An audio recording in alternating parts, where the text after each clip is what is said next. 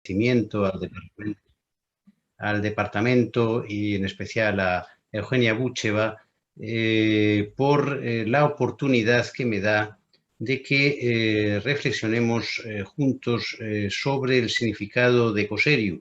Yo he titulado esta intervención Significado de Coserio en la historia de la lingüística, lo cual parece dar una imagen retrospectiva de su aportación, pero como verán, en realidad lo que voy a significar y el mensaje de lo que voy a decir es que Coserio cuenta sobre todo con una perspectiva prospectiva, es decir, es el futuro de la lingüística el que haría bien en apoyarse en las ideas de Coserio. Miren, mucho se ha escrito sobre la diferencia entre las letras y las ciencias, entre las Geisteswissenschaften y las Naturwissenschaften, como dicen los alemanes. Se supone que las ciencias utilizan métodos hipotético-deductivos, mientras que nosotros utilizamos métodos inductivos. Se supone que las ciencias permiten aplicaciones y lo nuestro es más bien cultural. Se supone que las ciencias se ocupan de la razón y nosotros nos ocupamos de las emociones. Yo vengo de las ciencias y acabé en las humanidades y esta experiencia personal mía pues me ha permitido constatar una cosa, si quieren, un poco naif, pero la voy a decir. Las ciencias son cosa de fórmulas matemáticas, mientras que las humanidades son cosa de personalidades. ¿Qué quiero decir con esto? Bueno, evidentemente ningún profesor de ciencias empieza su clase diciendo hoy hablaremos de Isaac Newton o de Marie Curie o de Albert Einstein. Esto es impensable.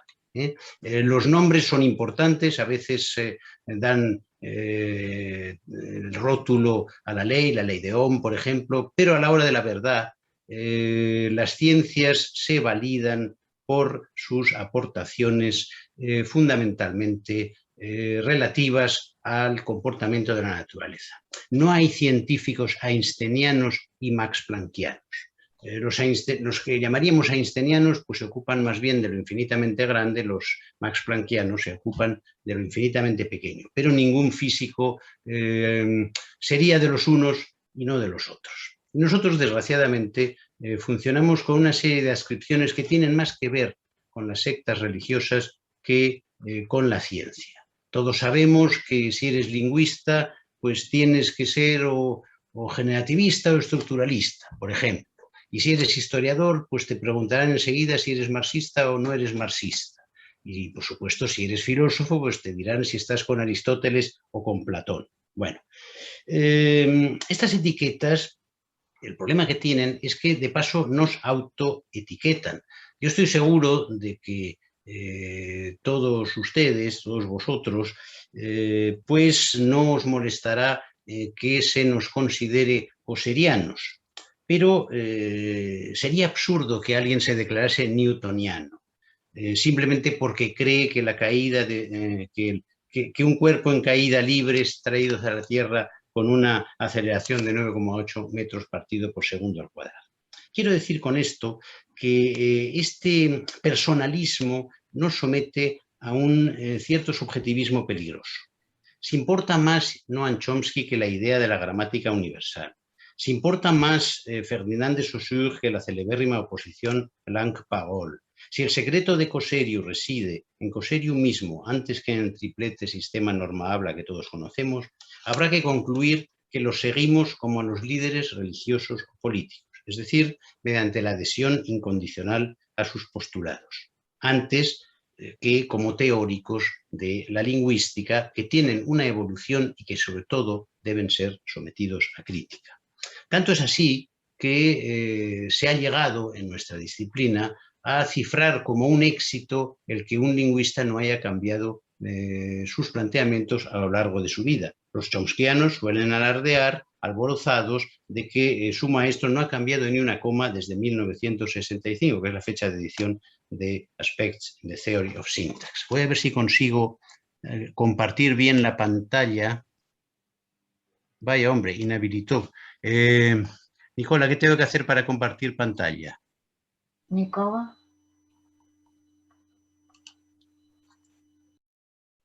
¿No podemos compartir pantalla? Sí, ya puede.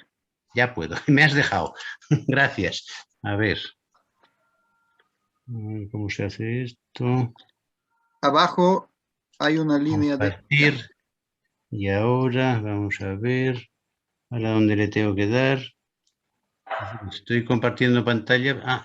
Sí, ya lo veo, ya. Sale aquí la pantalla, un momento. Quito esto. No. Simplemente hace clic en el documento de atrás. En el de atrás. Ya está. Perfecto, gracias, Nicola. Eres un sol. No solo eres un gran lingüista, sino que también eres un gran informático. Bueno, tenemos la pantalla. Bueno, pues aquí lo que tengo es una sorprendente afirmación de un generativista que se llama Naoki Araki, que resume la aportación de Chomsky frente a la aportación de los demás con esta curiosa fórmula before Chomsky y Chomsky, en la que dice que, bueno, pues antes de Chomsky todo consistía en que la gramática era una parte del lenguaje, y ahora la gran revolución de Chomsky, que se le ocurrió en 1965 y que no ha cambiado desde entonces, es que en realidad las lenguas son una parte de la gramática. A esta sorprendente afirmación pues le da pie el propio Chomsky, que en 1982 pues decía lo siguiente. Bueno, no voy a leer en general para no comerme el tiempo las cosas que proyectaré en pantalla, pero esta sí que la quiero leer porque es muy sorprendente. Fíjense. It seems obvious when you think about it that the notion language is a much more abstract notion than the notion of grammar. The reason is that grammars have to have a real existence. That is, there is something in your brain that corresponds to the grammar, but there is nothing in the real world corresponding to language. In fact, it could very well turn out that there is not intelligible notion of language. Fíjense qué cosa tan sorprendente. Es un argumento sorprendente. La lengua I, la I-language, es decir, la gramática universal, tiene que tener una existencia real como es obvio, dice Chomsky. Bueno, ¿por qué tiene que tener una existencia real cuando es una cosa que se le ha ocurrido a él? En cambio, la lengua E, es decir, la lengua externa, representada por las lenguas, que es lo que todos estamos comprobando, están comprobando que yo estoy hablando español, evidentemente no resulta inteligible porque no es uniforme, no existe sino en forma de variación intra e interlingüística. Es decir, que esta lengua ahí es como la Urpflanze de Goethe, esta especie de idea abstracta de las plantas que es más importante que las plantas mismas. Bueno, a mí no me gustaría comerme una ensalada de Urpflanze, francamente. Pero bueno, Goethe pues no dejaba de ser un poeta y naturalmente tenía licencia poética. Lo de Chomsky ya me huele a mí a otra cosa, a religión laica. No es sorprendente que se haya acusado a la gramática generativa de funcionar como una secta. Al fin y al cabo, el argumento ontológico de la existencia de Dios que enunció Anselmo de Canterbury en el Proslogion en 1078 es de este tipo. Aquí lo tienen, es absolutamente sorprendente. Es decir que, bueno, pues lo que acaba diciendo es como a la vez tiene que suceder que Dios es la cosa mayor que se puede pensar y al mismo tiempo esta cosa mayor que no se puede pensar pues no existe, pues esto es una contradicción y consiguientemente existit ergo procul dubio aliquid quo maius cogitari non valet et ut intellectu et in re. Bueno, miren, no me cabe la menor duda de que a Eugenio Coserio, que se doctoró en filosofía en Italia, como todos sabemos, le interesaba intelectualmente el argumento ontológico, pero dudo que lo compartiera. Conocía bien los contraargumentos de Tomás de Aquino, por ejemplo, y de tantos otros filósofos, incluido Kant. Que algo se piense no implica su existencia si no hay datos sensibles que la avalen. Si la gramática universal se piensa, no por esto debemos suponer la existencia de la gramática universal. Este modo voluntarista de argumentar está en la base de ciertas interpretaciones del pensamiento cartesiano, el cogito ergo sum, por ejemplo, y ha llegado a caracterizar la epistemología chomskiana sorprendentemente. Sorprendentemente también acabaría por arrinconar a la lingüística europea. Permítanme una breve inciso sobre esta preterición incomprensible. Hace un siglo ya existía una sólida escuela lingüística en Estados Unidos, la de Boas, Sapir, Bloomfield, pero no dejaba de ser una rama de la Sprachwissenschaft por antonomasia, la de los comparatistas alemanes primero, recuerden que Bloomfield se formó en Alemania, pronto seguidos por los estructuralistas moscovitas y praguenses. ¿Qué se hizo del legado de los Schlegel, de Bob, de Meillet, de Trubetskoy, de Jacobson, de nuestras referencias intelectuales acreditadas? Ahora lo sabemos. Toda esta gente, se nos dice, no era científica. Analizaba textos de miles de lenguas y extraía conclusiones, pero era incapaz de darse cuenta de que lo que se piensa es lo que de verdad existe, como es obvio. Es exactamente el argumento de San Anselmo. Por eso no es infrecuente que los generativistas reduzcan la lingüística a su propio grupo y acusen a todos los demás estudiosos del lenguaje de ser meros recolectores de datos, algo así como un estadio previo, necesario pero poco estimulante de la ciencia. Se pueden buscar muchas razones para esta interrupción de la historia intelectual del pensamiento lingüístico europeo, pero solo me fijaré en dos: la ambigüedad y la fragmentariedad del legado saussuriano, por un lado, y las consecuencias de las dos guerras mundiales del siglo XX por el otro. Voy con el legado de Ferdinand de Saussure. Ustedes saben que cuando Starobinsky publica en 1971 su estudio sobre los anagramas de Saussure, pues de repente Ferdinand de Saussure nos aparece como un lingüista que en el secreto de su despacho se rebeló contra el establishment lingüístico que presuntamente había creado. Básicamente lo que hizo, y se nota en los anagramas, es cuestionar las dos ideas principales en las que se basa el pensamiento de Saussure.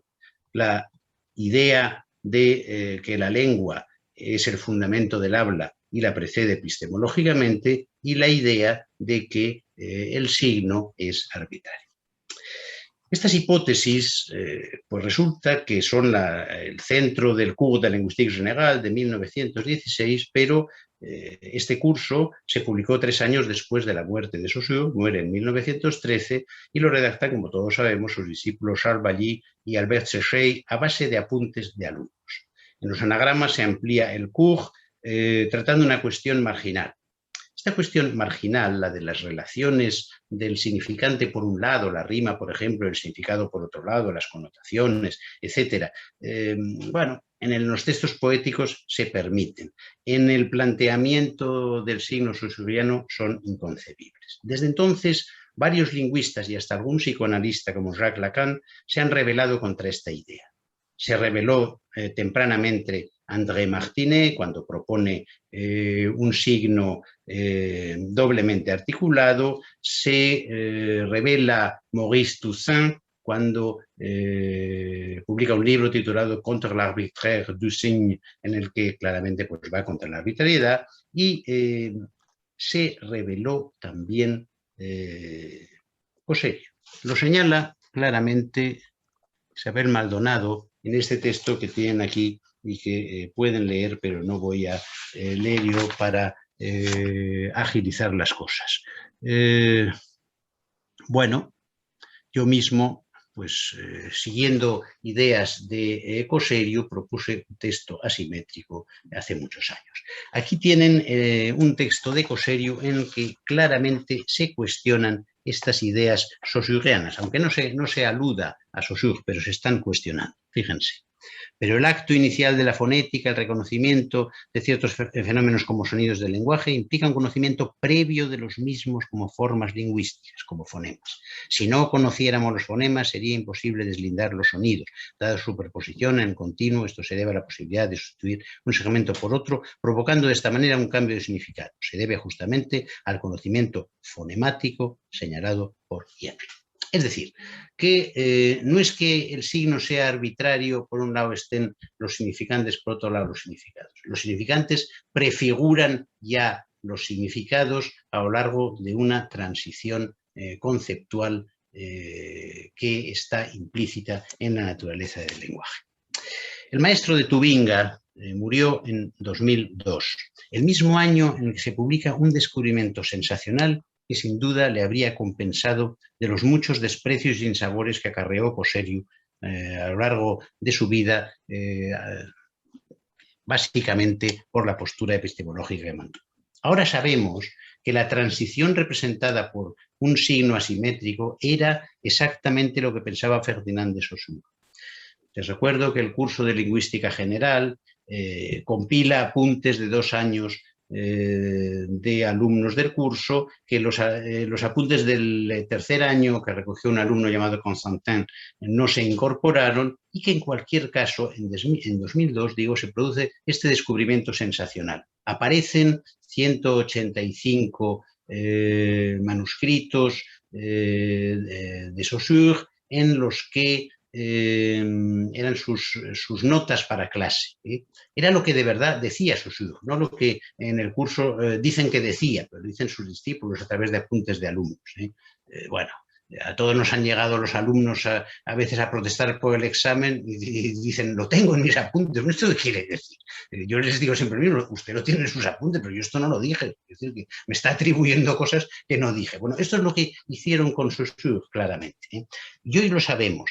Simon Bouquet y Rudolf Engler publicaron estos inéditos de Saussure que aparecieron en l'Orangerie, en un pabellón de su casa familiar, y el resultado es que la posición de Saussure no tenía nada que ver con lo que todos decimos, venimos repitiendo desde que se publicó el Cours de Lingüística General en 1916 sobre las ideas de Saussure. En muchos ejemplos, pero aquí voy a poner solo uno. Mire, en el Cours de Lingüística General, pues Saussure dice lo que todos sabemos. Nous appelons signe la combinaison du concept d'image acoustique. Mais dans l'usage courant, ce terme désigne généralement l'image acoustique seule, par exemple, un mot arbre.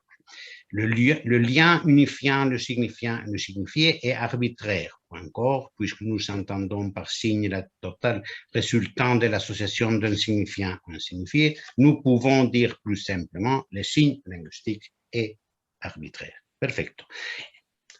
Es el escolástico vox significat mediantibus concretos. Si lo prefieren, la idea minimalista de Chomsky, 1995, en la que supone que una lengua se mueve entre 2 niveles de interfaz, el fonético, la forma fónica, y el lógico, la forma lógica. Sin embargo, en la más elaborada de las notas de Saussure que aparecieron en l'Orangerie, que se titula De l'essence double du langage, ya el título es expresivo, Saussure dice lo siguiente, dice esto. Dice, le dualisme profond qui partage le langage ne réside pas dans le dualisme du son et de l'idée, du phénomène vocal et du phénomène mental. C'est là la façon facile et pernicieuse, está llamando fácil y pernicioso a sus propias ideas teóricamente de 1916, de la concevoir. Ce dualisme réside dans la dualité du phénomène vocal comme tel et du phénomène vocal comme signe, du fait physique objectif et du fait physico-mental subjectif, nullement du fait physique du son par oposición au fait mental de la significación. Bueno, y sigue incidiendo en esta idea. Esta cita claramente pues, revela que los fundamentos de la lingüística europea no eran una cosa de manual, no eran una cosa escolar, como muchas veces se nos ha hecho ver ciñéndonos al curso de los discípulos de Saussure, Abbaye y Séchet. Las ideas de Saussure eran mucho más complejas y posibilitaban un acercamiento a la lingüística completamente diferente. Por eso, pues este autor al que he citado antes, Araki, pues está aquí muy contento diciendo que Saussure es una especie de antecedente de Chomsky, porque ambos se basan en la metáfora del ajedrez. No les leo el texto, pero lo tienen ahí. Bueno, y por esto también pues se ha llegado a una cosa tan sorprendente como que el aniversario del curso de Saussure fuera celebrado por la universidad en la que enseñaba Ferdinand de Saussure, la Universidad de Ginebra, con un congreso que inauguró Noam Chomsky, cosa sorprendente. Y fíjense lo que decía la página web de la Universidad de Ginebra. No tiene desperdicio. La linguistique est à l'honneur cet été à l'Université de Genève.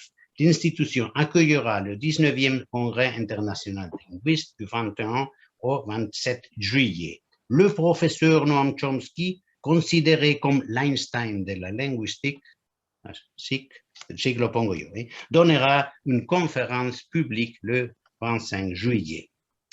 Bueno, este deslumbramiento por el Einstein de la lingüística que se supone que recoge el legado de Saussure, pues no es ajeno a la pérdida de influencia política, económica y cultural de Europa tras la ruina y desolación provocada por 2 guerras mundiales. Ustedes saben que todos los europeos, vencedores y vencidos, perdieron, salieron mal parados.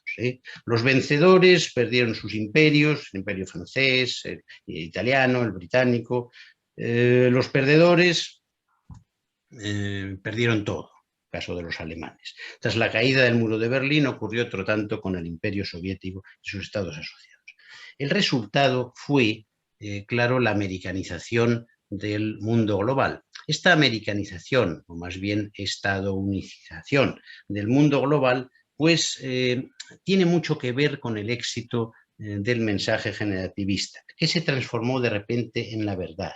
Si hasta el sobrino nieto de Ferdinand de Saussure, Louis de Saussure, que trabaja en la Universidad de Neuchâtel, se ha vuelto generativista, ¿cómo podía un lingüista europeo atreverse a contradecir la gran verdad? Evidentemente, esto es impensable. Solo importa hacer estudios gramaticales que confirmen la idea de la I-language, es decir, que el verbo español, el verbo inglés y el verbo búlgaro, por ejemplo, vienen a ser variaciones de un solo sistema de opciones, el verbo universal, el cual existe biológicamente en la mente de todos los europeos. ¿Cómo lo saben?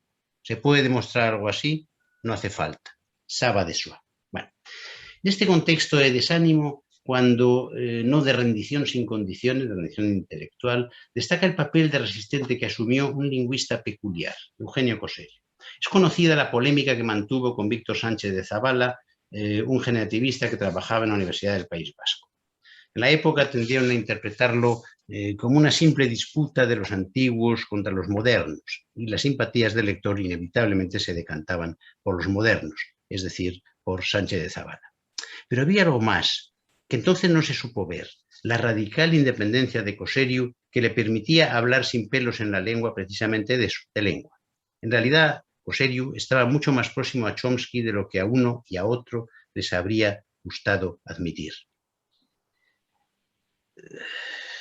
Claro que Coserio era un outsider, era un rumano pero de Moldavia, es decir, de la parte del dominio lingüístico más inserta en la cultura eslava y consiguientemente en la tradición praguense. Claro que era un ciudadano del mundo sin lazos nacionales hasta que en Uruguay le concedieron el pasaporte. Claro que epistemológicamente era un académico con corazón partido, medio filósofo, medio filólogo, como ustedes saben. En cualquier caso, este raro espécimen intelectual que fue Coserio se vinculó estrechamente al hispanismo, a una rama de la filología que contaba con una sólida tradición historicista, Menéndez Pedal, Rufino José Cuervo, pero en la que no había lingüistas generales propiamente dichos, con excepción de las grandes figuras del pasado, como Herbás y Panduro en el XVIII o el Brocense en el siglo XVII. Y así Coserio se convirtió en el lingüista de esta tradición del hispanismo, en nuestro lingüista de cabecera. No quiero que se me malinterprete. No estoy desechando las ideas generativistas de las que yo mismo participé, por cierto, en los primeros momentos de mi carrera. Coserio fue un gran lingüista, pero Chomsky también, solo que menos complejo intelectualmente que el primero. Hay un aspecto en el que ambos coinciden y además es un aspecto central de sus respectivos pensamientos. Considérense las siguientes palabras de Coserio, 1967, en las que a partir de una distinción ternaria de Aristóteles pone en cuestión la langue saussuriana, sin mostrarse por ello partidario de la parole. Ustedes conocen esta cita, evidentemente, pero simplemente pues, les voy a recordar que tiene que ver con que el hablar, kata dynamin, pues es el saber hablar originario. Y aquí una gran idea de Coserio que compite con la gramática universal de Chomsky. Es una idea con un sólido fundamento aristotélico. Como dice Coserio, este último, dice el hablar, kata dynamin, es el saber hablar, en el cual podemos distinguirse un escalón universal, otro particular y otro histórico. Este último es precisamente la lengua como acervo idiomático, o sea, como saber hablar según la tradición de una comunidad. Bueno, sigue y sigue la cita que ustedes ya conocen. De lo anterior se sigue que realmente el verdadero antecedente de las ideas chomskianas no es Descartes, es un contemporáneo del autor del MIT, precisamente Eugenio. El problema es que los planteamientos cosserianos eran desconocidos en el mundo intelectual anglosajón, acostumbrado a ignorar todo lo que no se hubiese formulado en inglés o al menos traducido a dicho idioma. No es sorprendente que Chomsky confunda la gramática del inglés con la gramática universal, como que no parece conocer la de ninguna otra lengua. Por otro lado, el hablar como saber originario de Cosseriu resulta más amplio que la gramática universal, pues se refiere al lenguaje en su totalidad, en los niveles fónico y léxico, no menos que en el nivel sintáctico. En realidad, dicho saber originario viene a ser la famosa competencia del hablante oyente nativo ideal, el argumento último que sustenta cualquiera de los extravagantes ejemplos que suelen aportar los generativistas para justificar sus oraciones de laboratorio, solo que reducidas a la sintaxis. Por eso no estoy sugiriendo que Chomsky haya aprovechado las ideas de Cosseriu. Obviamente no se enteró ni quiso enterarse, en parte porque nunca renunció a los algoritmos como modelo lingüístico y en parte porque desde el éxito y el aplauso mundial habría resultado muy duro el reconocimiento de dicha dependencia intelectual. Es curiosa la suerte que ha corrido el legado intelectual de Cosseriu, porque se parece sorprendentemente a lo que sucedió con Ferdinand de Saussure. El ginebrino era un comparatista respetado por sus contemporáneos, quienes sin embargo se resistieron a aceptarlo como lingüista general, malinterpretando sus ideas en el Cours de Linguistique Générale que pergeñaron sus discípulos 3 años después de su muerte. Pues bien, Cosseriu no necesitó morirse para que le sucediese algo parecido. En 1992, 10 años antes de su fallecimiento, se publicó en la editorial Gredos de Madrid un libro a su nombre titulado Competencia lingüística, elementos de la teoría del hablar.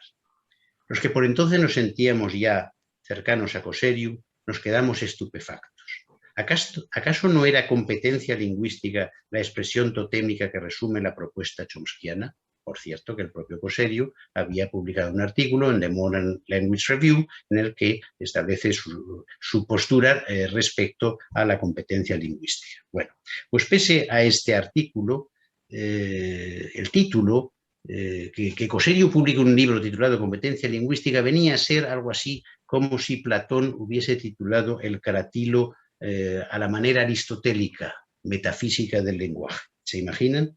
Pero enseguida lo comprendimos. El libro, Competencia lingüística, y firmado por Cosseriu en teoría, había sido redactado por Heinrich Weber, un generativista alemán que tomó como base las grabaciones magnetofónicas de 2 cursos de Cosseriu en Tubinga. Con lo cual hay un claro paralelismo entre Bally y Séchet por un lado y Weber por el otro. E igual que Bally y Séchet claramente tergiversaron el mensaje de Cosseriu, no digo que con mala intención, evidentemente, se pasaron en apuntes de alumnos, pero ya saben ustedes lo que esto puede dar de sí, pues Weber, probablemente que tenía una formación diferente, lo hizo también, y llega a escribir cosas como estas. Ahí tiene el prólogo, un párrafo del prólogo de Weber a la obra teórica de Cosseriu. Para cualquier lector habituado a Cosseriu, entonces, la lectura de competencia lingüística significará un enfrentamiento con un estilo expositivo distinto. Desde luego no parece Cosseriu. El paso del registro oral al escrito, si bien ha sido cuidadosamente retocado, trae como consecuencia que el texto presente un carácter introductorio que el editor se adjudica, poco común en la obra de Cosseriu. Weber, sin embargo, ha sabido presentar adecuadamente el tono didáctico de las exposiciones orales del autor para mantener su tan característica claridad expositiva. Otra de las peculiaridades del libro es su sistematicidad. Acostumbrados como estamos a leer a Cosseriu libros que son compilaciones de artículos, comunicaciones, congresos, encontrar nuevamente un texto unitario con un alcance tan vasto como el de estos elementos de la teoría del hablar es ciertamente gratificante, etcétera, etcétera, etcétera. Bueno, yo este libro lo encontré muy poco gratificante porque era un manualito. Y si algo creo que hemos agradecido todos siempre en Cosseriu ha sido su extraordinaria complejidad y profundidad intelectual. Es decir, las cosas nunca son simples, las cosas son complejas, admiten matices. Este libro era como el curso de Saussure en Coserio. Y este libro llevaba implícito un mensaje, desde mi punto de vista, completamente falso, el de que Coserio venía a ser una especie de Chomsky familiar con que podíamos entretenernos si no llegábamos a entender al gran maestro del MIT. Bueno, hubo resistencias entre los coserianos a este libro. Trivelli, por ejemplo, en 1995, pues destaca que el saber hablar originario es más cultural que biológico. Es decir, el punto de partida de Coserio es la cultura, el punto de partida de Chomsky teóricamente es la biología.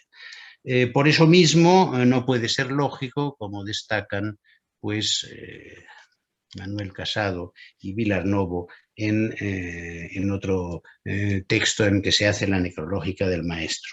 Por eso también Azucena Penas, no me da tiempo, porque supongo que Eugenia me está controlando el tiempo estrictamente, pero los textos los tienen en pantalla y si esto se publica, aunque sea en la página web, pues yo enviaré el texto gustosamente a los organizadores. Digo que Azucena Penas pues se hace eco del libro de Coserio, de la competencia lingüística, y lo relaciono con las posiciones generativistas, es obvio, se escribe para relacionarlo con las posiciones generativistas, pero destaca el ingrediente metalingüístico implícito y explícito que Chomsky había pasado por alto. Es decir, que claramente Coserio, cuando habla de la competencia lingüística, está refiriéndose al saber metalingüístico.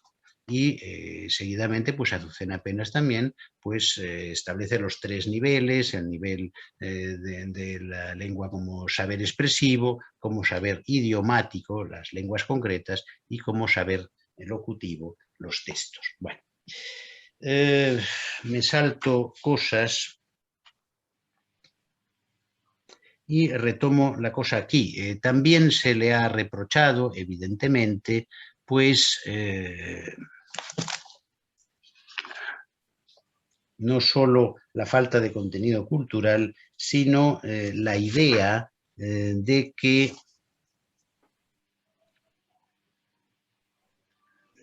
la idea de la socialidad, es que no encuentro, sí, aquí lo tengo. Iván Kanchev, nuestro colega de la Universidad de Sofía, tengo entendido que es profesor emérito, pues señala claramente que Coserio representa la importancia concedida a la sociedad, la importancia concedida a las relaciones humanas.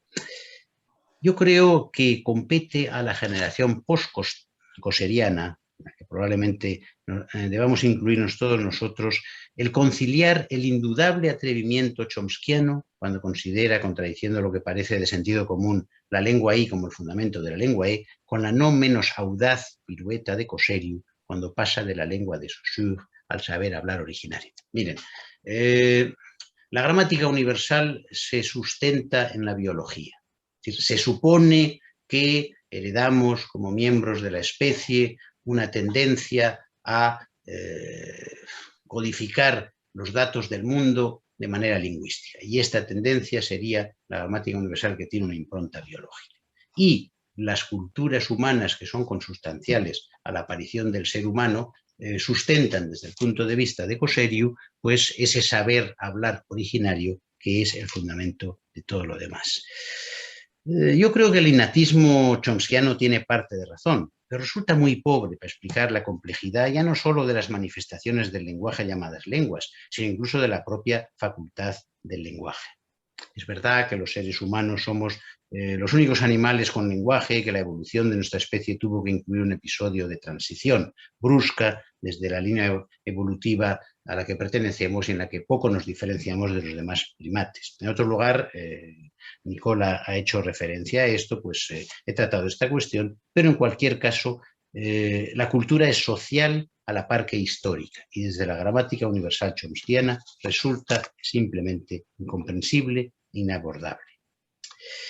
Es verdad que cuando Chomsky hablaba de biología y de psicología, pues estaba manejando una versión anticuada, en el fondo pedestre, de la biología, una biología del siglo XIX. Miren, modernamente el paradigma biológico es mucho más amplio de lo que fue en el siglo XIX y de lo que Chomsky quiere conceder. Las ideas que sustentan esta nueva biología tienen su origen a comienzos del siglo XX, pero no eclosionaron hacia el siglo XXI. Aquí hay una cita de Alain Berthos e Yves Christen, que son dos biólogos, en los que señalan la importancia del legado de un biólogo estonio-alemán, Jakob von Uexküll, quien a comienzos del siglo XIX pues, creó el concepto de Umwelt, es decir, el mundo circundante. Bueno, esta Umwelt, claro que le suena al Umfeld de Cosseriu, el entorno, el famoso entorno que maneja en aquel artículo impresionante que es Determinación y entorno, en el que sienta las bases, en el fondo, de la teoría del saber originario. ¿Qué idea es esta? Bueno, aquí se expresa claramente.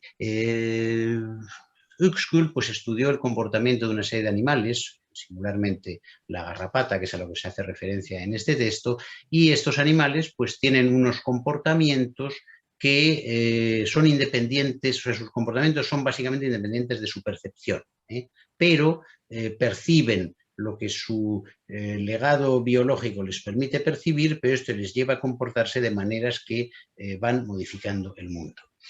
¿Qué quiere decir todo esto? Bueno, todo esto quiere decir que los planteamientos de la los planteamientos de la biología moderna están muy cerca de los planteamientos cosserianos, porque se sustentan en la fenomenología, se sustentan en Merleau-Ponty. Merleau-Ponty, en definitiva, es la versión francesa de Husserl, como saben. Aquí tienen ustedes un texto de Merleau-Ponty en que se habla de la síntesis perceptiva. La síntesis perceptive doit donc être accomplie par celui qui peut à la fois délimiter dans les objets certains aspects perspectifs, seuls actuellement donnés, et en même temps les dépasser. Es decir, que lo que ocurre es que la percepción no es simplemente una recepción de datos del mundo, una recepción pasiva. Los datos del mundo que yo percibo están modificados en el mismo acto de percepción por mis acciones para percibirlos. Y se crea una relación biunívoca entre el exterior y el interior, que es lo que determina toda la existencia biológica de este ser. Este ser son los animales, nosotros somos simplemente una manifestación ulterior de estos animales. Es interesante que estas ideas aparezcan en Cosseriu, y termino en 3 minutos, ya sé que estoy ya rozando el tiempo. Es interesante, digo, que estas ideas aparecieran en Cosseriu, aunque Cosseriu todavía no las pudo fundamentar biológicamente. Cosseriu, como saben, pues, defendía la cultura y era más bien enemigo de la biologización de la lingüística. Sin embargo, hay una teoría en la que llevo trabajando los últimos 5 años, que es la llamada enacción.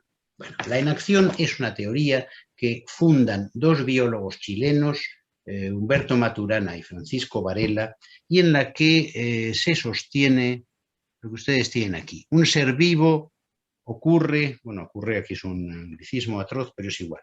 Un ser vivo ocurre y consiste en la dinámica de realización de una red de transformaciones y de producciones moleculares, tal que todas las moléculas producidas y transformadas en el operar de esa red forman parte de la red. Bueno, es decir, la idea es que en la percepción se constata que las distintas neuronas tienen más relaciones entre ellas que con el exterior. Es decir, que en realidad el mundo no es lo que me llega del exterior. Lo que me llega del exterior es una necesidad para que yo construya mentalmente mi mundo, pero casi todo lo que construyo es una construcción interna, que es lo que ocurre justamente en el lenguaje. Y por eso el lenguaje es creativo, si no, no sería creativo.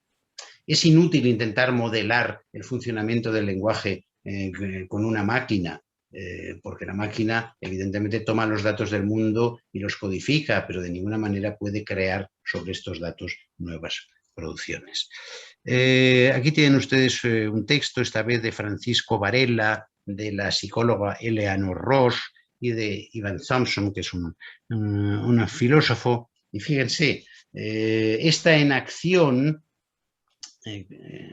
sirve, dicen, para emphasize the growing conviction that cognition is not the representation of a pre-given world by a pre-given mind, but is rather the enactment of a world and the mind on the basis of a history of the variety of actions that a being in the world performs. Tengo la impresión de que Cosseriu se habría sentido tremendamente cómodo con este texto. Ese texto no lo pudo conocer. Cosseriu fallece en el año 2002 y Thompson y los demás pues publican este texto en el año 2007. Sin embargo, cualquiera que relea sin prejuicios aquel admirable artículo del maestro de Tubinga que se titulaba bastante equívocamente Sprachwissenschaft und Übersetzen desde 1970 y que en su traducción española él mismo retituló Significado y designación a la luz de la semántica estructural, se dará cuenta de que sutilmente nos movemos ya en el mundo de la enacción, comenzando con sus referencias filosóficas, singularmente Husserl, continuando con su rechazo del falso objetivismo referencialista y culminando con su constante apelación al entorno. Sirve esta cita como un colofón a un estudio historiográfico que está por hacer. La distinción, es una cita de Cosseriu, de 1977, la distinción entre significado y designación presenta, por todo lo dicho, una serie de implicaciones teóricas, metodológicas y prácticas. En primer lugar, gracias a esta distinción, resulta evidente que la lengua como tal no contiene y no puede justificar todo lo que aparece en el hablar real, ya que se habla acerca del mundo no solo por medio de la lengua, sino también con el conocimiento del mundo mismo. Bien, no tengo tiempo para más, pero creo que merece la pena tomar a Cosseriu como referencia, pero no solo como referencia histórica, fundamentalmente como una llamada al futuro de la lingüística, que es un futuro que tendrá que conjugar el aspecto cultural de Cosseriu con el aspecto biológico de Chomsky, probablemente desde un fundamento científico como es la enación.